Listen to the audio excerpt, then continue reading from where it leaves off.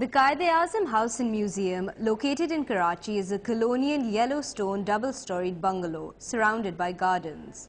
The house was bought by the Quaid-e-Azam in 1943 for 115,000 rupees from a mayor of Karachi. It was meant to be a retirement home for the Quaid.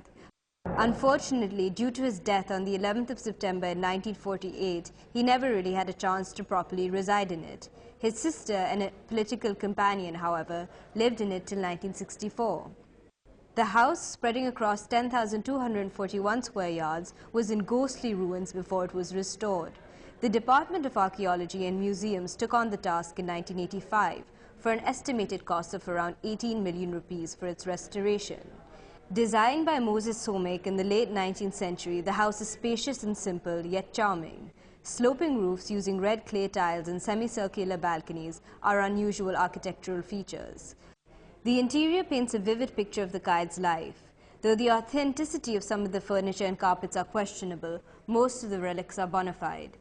Intricately carved wooden antiques like a camphor wooden box and Art Deco chairs are aptly placed around the house. Sofa sets and cutlery have been preserved in their original form.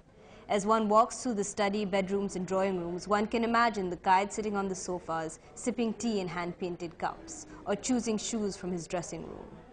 The museum also consists of an annexe, outhouses and a library which is used by scholars and students.